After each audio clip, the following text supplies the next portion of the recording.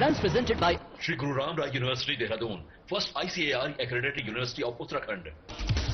हरिद्वार में कांवड़ यात्रा को लेकर तैयारी तेज। गढ़वाल कमिश्नर ने अधिकारियों के साथ की बैठक मेले की तैयारियों का लिया जायजा। बद्रीनाथ में देश का सबसे ऊंचा इको टूरिज्म शुल्क बैरियर शुरू। बद्रीनाथ में डिजिटल भुगतान से बढ़ेगी सुरक्षा। डीएम ने वर्चुअल माध्यम से घनसाली में पुलिस, एसडीआरएफ और फायर सर्विस की कार्रवाई। आपदा राहत बचाव कार्य किया अभ्यास। राहत बचाव के उपकरणों का किया निरीक्षण। लक्ष्मण झूला में आपदा प्रबंधन का अभ्यास। आपदा से निपटने को लेकर दिया गया तकनीकी ज्ञान। मानसून और कांवड़ मेला को लेकर प्रशासन और हरिद्वार में ऑपरेशन लगाम के तहत पुलिस की कार्रवाई। हुड़दंग की सूचना पर पुलिस की त्वरित कार्रवाई। पुलिस ने 5 युवकों को हिरासत में लिया।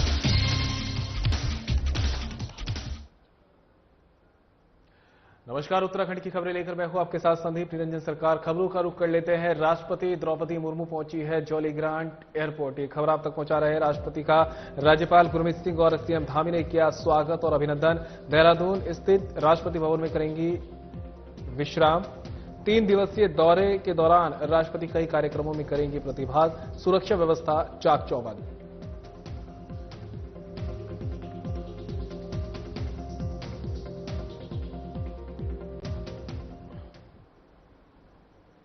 अगले महीने से शुरू होने वाली कांवड़ यात्रा को लेकर प्रशासनिक व्यवस्थाओं की तैयारियां लगातार जारी है। हरिद्वार प्रशासन की मेले को लेकर की गई तैयारियों का जायजा लेने के लिए गढ़वाल कमिश्नर विनय शंकर पांडे और आईजी गढ़वाल राजीव स्वरूप ने अधिकारियों के साथ बैठक कर समीक्षा की। मेला कंट्रोल भवन में आयोजित इस बैठक जिले के प्रशासन और पुलिस के आलाधिकारी मौजूद रहे। कमिश्नर गढ़वाल विनय शंकर पांडे ने बताया कि आगामी कांवड़ मेले को लेकर यह समीक्षा बैठक की थी, जिसमें पेयजल, शौचालय, यातायात और स्वास्थ्य को लेकर विभागों की तैयारियां जानी है। उन्होंने बताया कि इन सभी तैयारियों के अलावा जो शासन से बजट आवंटित होना है उसे भी जल्द जारी कर दिया जाएगा, जिससे कांवड़ मेले के काम में किसी भी तरह की कोई रुकावट ना हो। उन्होंने बताया कि कांवड़ को लाकर शासन स्तर पर पहले मुख्य सचिव बैठक लेंगे, उसके बाद मुख्यमंत्री भी तैयारियों को लेकर बैठक करेंगे।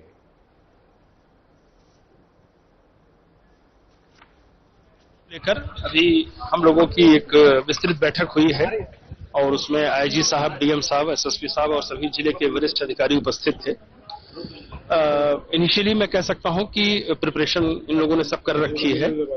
मुख्य रूप से देखिए, कांवड़ मेले में 3-4 चीजें बड़ी महत्वपूर्ण होती हैं कि एक तो आपका जो भीड़ आ रही है उस पर आप किस तरह से एक्सेस कंट्रोल करते हैं। भीड़ आ रही है, प्रॉपर ढंग से आवे। पार्किंग की व्यवस्था आपकी बहुत ही सुदृढ़ होनी चाहिए और पार्किंग स्थलों पर पर्याप्त आपकी व्यवस्था हो, जो मूलभूत जरूरतें होती हैं। नंबर ऑफ टॉयलेट्स की संख्या काफी अच्छी होनी चाहिए, उनमें साफ सफाई भी होनी चाहिए। साथ ही साथ पीने के पानी की व्यवस्था और साथ ही साथ हेल्थ चिकित्सा की।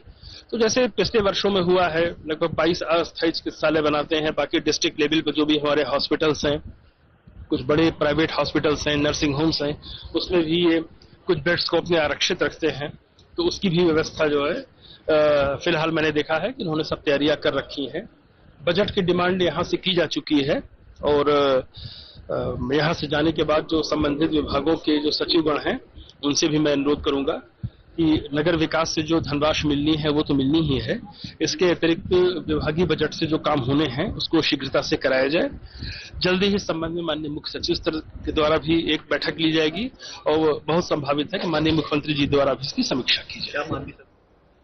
बद्रीनाथ में देश का सबसे ऊंचा इको टूरिज्म शुल्क बैरियर आज से शुरू हो गया है। जिलाधिकारी ने वर्चुअल माध्यम से इस टूरिज्म शुल्क बैरियर का शुभारंभ किया है। इस बैरियर पर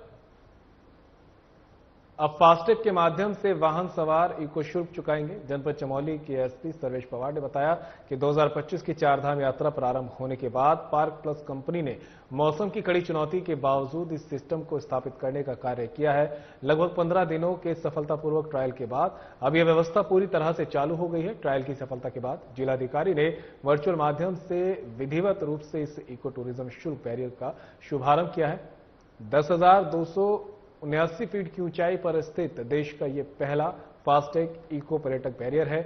इस बैरियर पर बद्रीनाथ धाम में प्रवेश करने वालों और बाहर निकलने वाले सभी वाहनों का शुल्क ऑनलाइन माध्यम से फास्टैग के जरिए काटा जाएगा। इसके साथ ही फास्टैग सिस्टम से लिंक होने के कारण धाम में आने जाने वाले प्रत्येक वाहन का ऑनलाइन रिकॉर्ड संरक्षित होगा।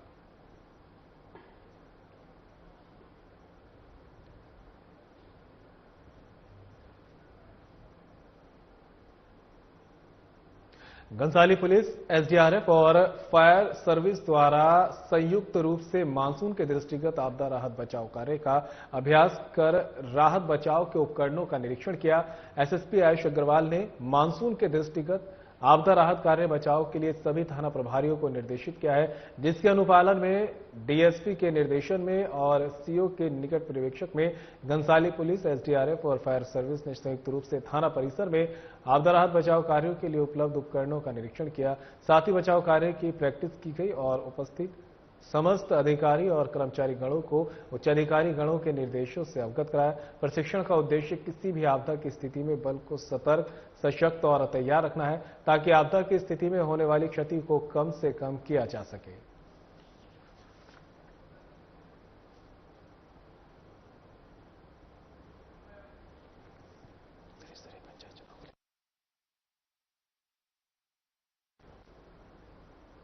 तो वहीं त्रिस्तरीय पंचायत चुनाव को लेकर तैयारियां तेज हो चुकी है।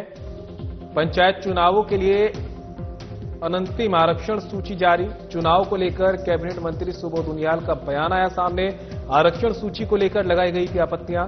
जो लोग आपत्ति दर्ज कर रहे वे लंबे समय से कर रहे थे तैयारी, ये किसी के हाथ में नहीं। रोस्टर के तहत जारी होती है आरक्षण की सूची। सुप्रीम कोर्ट की गाइडलाइन के अनुसार दिया जाता 50% आरक्षण, 50% से अधिक नहीं दे सकते आरक्षण।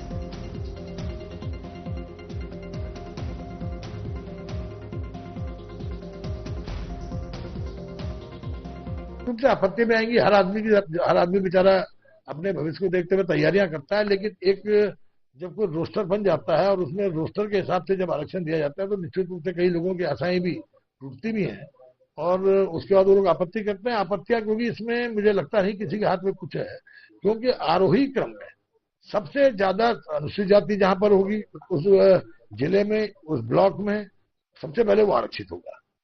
अगर 10 सीटें अनुसूचित जाति को जानी है तो सबसे ज्यादा पॉपुलेशन वाली 10 सीटें वो आरक्षित हो जाएंगी। उसके बाद अगर उन 10 सीटों में भी 5 सीटें महिलाएं होंगी तो पहली 5 सीटें महिलाएं हो जाएंगी। उसी तरह शेड्यूल ट्राइब्स में है, जिनमें ज्यादा संख्या होगी वो जितना परसेंटेज है उसके हिसाब से वो आरक्षित हो जाएंगी। उनमें भी आधा सीटें जो पहली वाली है उनमें महिला आरक्षण हो जाएगा। इसी तरह ओबीसी में, ओबीसी की जनसंख्या के आधार पर आरक्षण दिया जाएगा। लेकिन क्योंकि एससी और एसटी का आरक्षण संवैधानिक आरक्षण है तो वो तो देना ही देना आपको है। और जिस तरह वर्मा कमीशन ने कहा है कि जितनी ओबीसी की जनसंख्या है उसके आधार पर उन्हें आरक्षण दिया जाए। मसलन अगर टिहरी जिले में 10% ओबीसी है तो उनको 10% ही आरक्षण दिया जाएगा। अगर हरिद्वार में 20% ओबीसी है तो 20% आरक्षण उन्हें दिया जाएगा। लेकिन उत्तरकाशी में अगर 70% ओबीसी है, लेकिन उत्तरकाशी क्योंकि उसमें 18% अनुसूचित जाति का और 4% एसटी का ये संवैधानिक व्यवस्था आरक्षण की, तो 22% तो ये देना ही देना है। तो अवशेष जो 28% है वही ओबीसी को दिया जाएगा, क्योंकि 50 से ज्यादा सुप्रीम कोर्ट के आदेश से आप 50 से ज्यादा आप आरक्षण नहीं दे सकते। तो उसका एक रोस्टर है, क्राइटेरिया है। मैंने उसमें उसको मैं नहीं समझता कि कोई व्यक्ति वायलेट करेगा और उसके हिसाब से जो है आरक्षण का रोस्टर बनता है। थाना लक्ष्मण झूला में आपदा प्रबंधन का अभ्यास किया गया। अभ्यास में एसडीआरएफ ने आपदा से निपटने को लेकर तकनीकी ज्ञान दिया। मानसून और कांवड़ मेला 2025 के दृष्टिगत एसडीआरएफ टीम द्वारा थाना लक्ष्मण झूला में 1 दिवसीय आपदा प्रबंधन प्रशिक्षण आयोजित किया गया। इस दौरान पुलिस, होमगार्ड, पीआरडी और फायर सर्विस टीम ने अभ्यास में सक्रिय भाग लिया। रिवर क्रॉसिंग, सीपीआर, रोप रेस्क्यू और फ्लड रेस्क्यू जैसी तकनीकों का लाइव प्रदर्शन भी किया गया। साथ ही आपदा उपकरणों की हैंडलिंग और त्वरित रिस्पांस की भी ट्रेनिंग दी गई है। सैद्धांतिक ज्ञान के साथ साथ फील्ड में काम आने वाली व्यवहारिक जानकारी भी प्रदान की गई। इस प्रशिक्षण का उद्देश्य किसी भी आपदा की स्थिति में बल को सतर्क, सशक्त और तैयार रखना है, ताकि आगामी कांवड़ यात्रा में श्रद्धालुओं की सुरक्षा सुनिश्चित की जा सके। एसडीआरएफ की ये पहल निश्चित ही राहत और बचाव कार्यों में बड़ी भूमिका निभाएगी।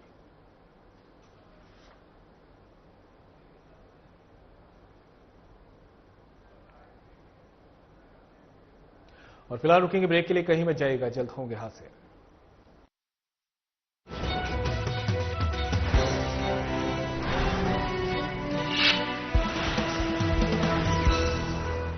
उत्तराखंड सरकार राज्य में महिलाओं के कल्याण और उनके बेहतर स्वास्थ्य के लिए कर रही है शानदार योजनाओं का सफलतापूर्वक संचालन। मुख्यमंत्री महिला पोषण योजना के जरिए उत्तराखंड सरकार महिलाओं को सामाजिक सुरक्षा देने के साथ ही उपलब्ध करा रही है पौष्टिक आहार। इस योजना का मकसद गर्भवती और स्तनपान कराने वाली महिलाओं को पौष्टिक भोजन देकर कुपोषण से बचाना है। गर्भवती और स्तनपान कराने वाली माताओं को जरूरी पोषक तत्व मिलें, इसके लिए उन्हें आंगनवाड़ी केंद्र से दिया जा रहा है पौष्टिक और सुरक्षित आहार। मैं मुख्यमंत्री जी का धन्यवाद देना चाहती हूँ, जो उन्होंने हमें पौष्टिक आहार प्राप्त कराया है और हमें भरपूर लाभ दिया है। पहले पोषाहार मुझे मिलता था, अब मेरे बच्चे को मिलेगा। योजना का उद्देश्य गर्भावस्था, प्रसव और स्तनपान के दौरान महिलाओं को जागरूक करना और जच्चा बच्चा की देखभाल तथा संस्थागत सेवा उपयोग को बढ़ावा देना है। उत्तराखंड सरकार ने गर्भवती महिलाओं और नवजात शिशुओं के बेहतर स्वास्थ्य को ध्यान में रखते हुए राज्य में शुरू की हैं कई महत्वपूर्ण योजनाएं। इसी कड़ी में प्रधानमंत्री मातृ वंदना योजना के जरिए उत्तराखंड सरकार गर्भवती महिलाओं व स्तनपान कराने वाली महिलाओं को दे रही है आर्थिक सुरक्षा। इस योजना के तहत गर्भधारण के समय महिलाओं को प्रोत्साहन राशि के रूप में 1000 रुपए की धनराशि तथा अस्पताल में प्रसव होने पर 2000 रुपए और बच्चे के जन्म का पंजीकरण होने और बच्चे के प्रथम चक्र का टीकाकरण पूरा होने पर तीसरी किस्त में 2000 रुपए की धनराशि दी जा रही है।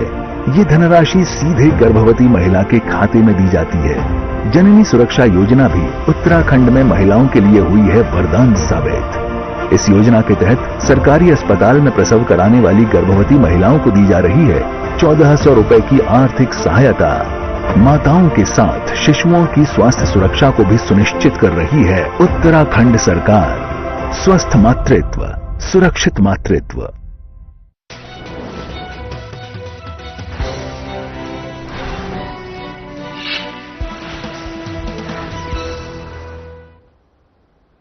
ब्रेक के बाद आप सभी का स्वागत है। खबरों में आगे बढ़ते हैं। ऑपरेशन लगाम के तहत हरिद्वार पुलिस की कार्रवाई लगातार जारी है। इसी क्रम में हुड़दंग की सूचना पर त्वरित कार्रवाई करते हुए श्यामपुर पुलिस ने मौके से 5 युवकों को हिरासत में लिया है।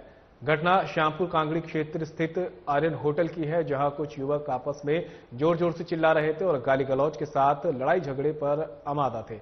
पुलिस के पहुंचने पर सभी युवक शराब के नशे में प्रतीत हुए, जिनको हिरासत में लिया। हरिद्वार पुलिस ने सभी के विरुद्ध धारा 170 BNSS के तहत कार्रवाई कर मेडिकल प्रशिक्षण करते हुए विधिक कार्रवाई की। पुलिस की कार्रवाई के बाद हुड़दंगी युवक माफी मांगते नजर आए। हरिद्वार पुलिस ने स्पष्ट किया कि सार्वजनिक स्थानों पर हंगामा कर शांति व्यवस्था भंग करने और कानून हाथ में लेने वालों के खिलाफ ऑपरेशन लगाम के तहत आगे भी सख्त कार्रवाई जारी रहेगी।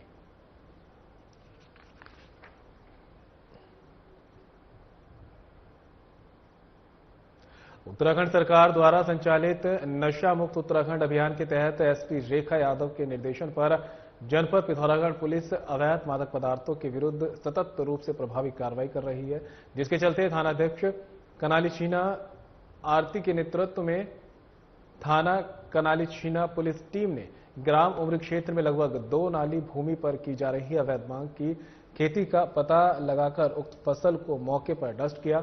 वहीं थानाध्यक्ष डीडी हाट हरीश सिंह ने पुलिस टीम के साथ ग्राम सिटौली में की जा रही अवैध भांग की खेती को मौके पर नष्ट किया है। SP रेखा यादव का कहना है कि नशे के विरुद्ध चलाए जा रहे अभियान के अंतर्गत किसी भी प्रकार की अवैध गतिविधियों को कतई बर्दाश्त नहीं किया जाएगा।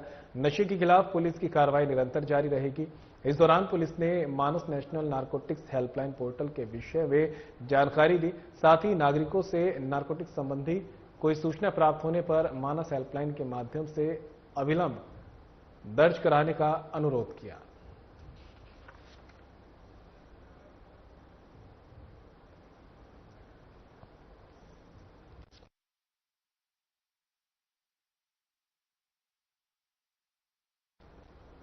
हरिद्वार रुड़की विकास प्राधिकरण की बोर्ड बैठक हुई है। खबर जहां आप तक पहुंचा रहे हैं। हरिद्वार रुड़की विकास प्राधिकरण की बोर्ड बैठक विनय शंकर पांडे की अध्यक्षता और VC अंशुल सिंह की उपस्थिति में हुई बोर्ड बैठक में कई महत्वपूर्ण बिंदुओं पर बनी सहमति। हरिद्वार और रुड़की के मास्टर प्लान को लेकर भी बनी सहमति। मास्टर प्लान के साथ साथ लैंड को लेकर भी लिए महत्वपूर्ण निर्णय। आवासीय नक्शा पास कराकर हो रहा था कमर्शियल यूज। शिवालिक नगरपालिका भूपतवाला सहित कई जगह मिल रही थी शिकायतें। शिवालिक नगर को अगले 1 माह तक फ्री जोन किया गया घोषित। शासन की रिपोर्ट आने के बाद होगी आगे की कार्रवाई।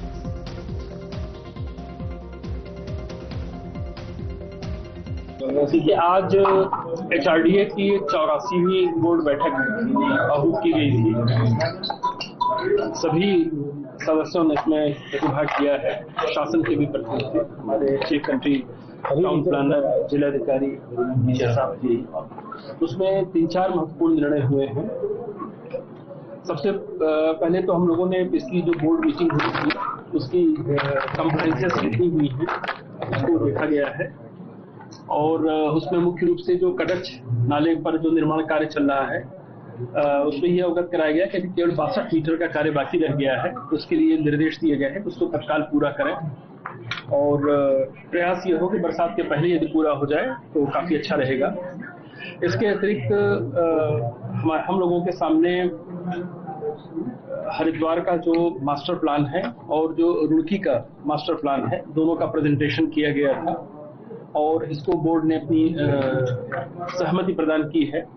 अब इसका आम पब्लिक के लिए प्रकाशन किया जाएगा और हमारे जो महत्वपूर्ण कार्यालय हैं जैसे नगर निगम हो गया, जिलाधिकारी का कार्यालय हो गया, विकास प्राधिकरण का हो गया, रुड़की के ज्वाइंट मजिस्ट्रेट का कार्यालय हो गया, SDM सदर का हो गया, इन सभी जगहों पर इसका प्रकाशन होगा और इसमें जन आपत्तियों को भी सुना जाएगा और सुनने के बाद इसका समाधान करते हुए तब इसको शासन को रेफर किया जाएगा ताकि इस मास्टर प्लान को अंतिम रूप दिया जा सके। लैंड पूलिंग पॉलिसी पर भी चर्चा हुई कि प्राधिकरण अपनी लैंड पूलिंग पॉलिसी को भी ला रहा है, उस पर भी। जो हमारे ग्रामीण आबादी क्षेत्र रहता है, जो पुराने आबादी क्षेत्र है, वो संग गलियां होती हैं, तो उधर नक्शा पास करना, इस पर बायलॉज बहुत डिफिकल्टी आती है और लोगों को हमेशा ये रहता है कि इधर हम नक्शे कैसे पास कराएं। तो उसके लिए हम शासन को ये मैटर रेफर कर रहे हैं। जो 6-2 जो हमारी श्रेणी के जो एरिया रहता है, जो आबादी रहती है, उसको प्राधिकरण से मुक्त करा दें ताकि वहां लोग अगर अपना घर बनाए तो उन्हें प्राधिकरण से नक्शा पास ना कराना पड़े।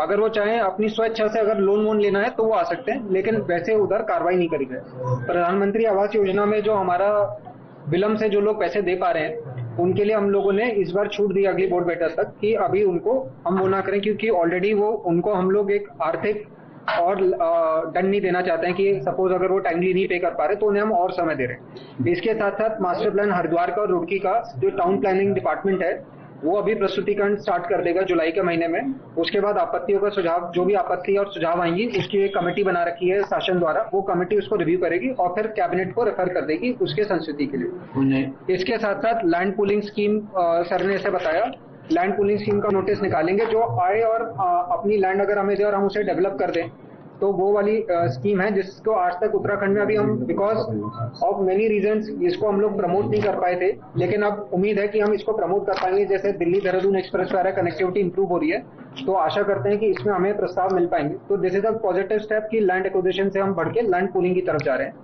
साथ ही साथ हमारे पास 2 बड़े महत्वपूर्ण इश्यूज आए थे शिवालिक नगर के भूपतवाला के सबसे पे, जो आवासीयों में जो होटल चल रहे हैं, पुराने चल रहे हैं, 10 साल से चल रहे हैं, 15 साल से चल रहे हैं, ऐसे मैटर आ रहे हैं और कई बार ये रहता है कि सवाल उठते हैं। तो इसको हमें इंडिविजुअली नहीं देखना इन मैटर्स को।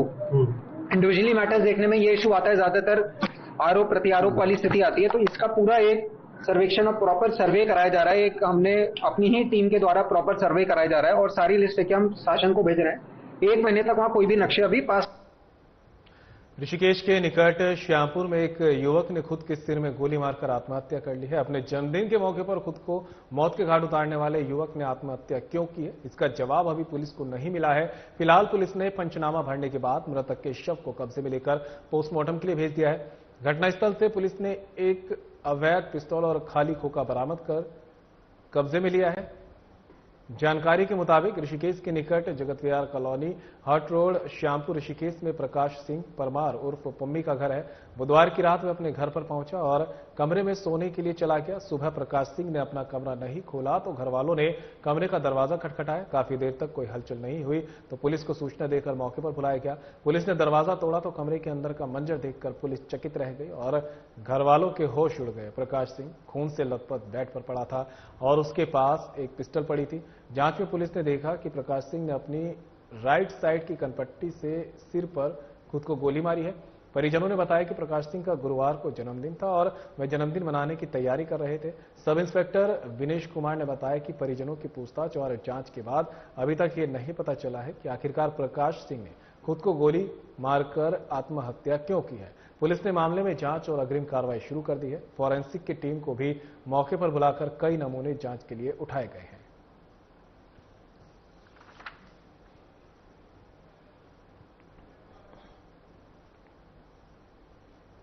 कोटद्वार पुलिस ने पति की हत्या कर शव फेंकने वाली दूसरी पत्नी और उसके प्रेमी को बिजनौर से गिरफ्तार कर लिया है।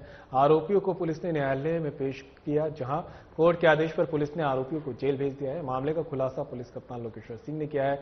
उन्होंने बताया कि मृतक की दूसरी पत्नी ने संपत्ति विवाद और प्रेम प्रसंग के चलते अपने पति की निर्मम हत्या की है। आरोपियों की पहचान मृतक की दूसरी पत्नी रीना सिंधु और उसके प्रेमी परितोष कुमार के रूप में हुई। मृतक का नाम रविंद्र कुमार है। मृतक पहले दिल्ली में अपनी पत्नी आशा के साथ रहता था, लेकिन मनमुटाव होने के चलते वे हरिद्वार आ गया और उसने रीना से दूसरी शादी कर ली। लेकिन रीना रविंद्र की संपत्ति पर अपनी नजर बनाए हुए थी। संपत्ति नहीं मिलने पर रीना ने अपने प्रेमी के साथ मिलकर रविंद्र की हत्या की और उसके शव को जंगल में फेंक दिया।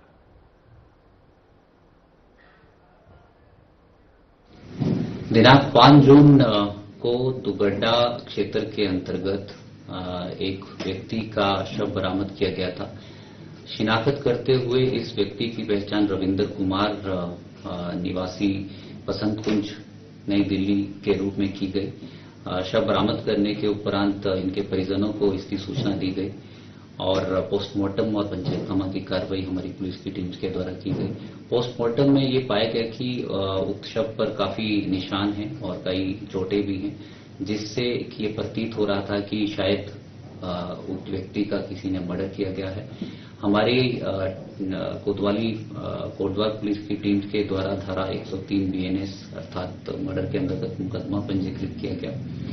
अब विवेचना शुरू की गई।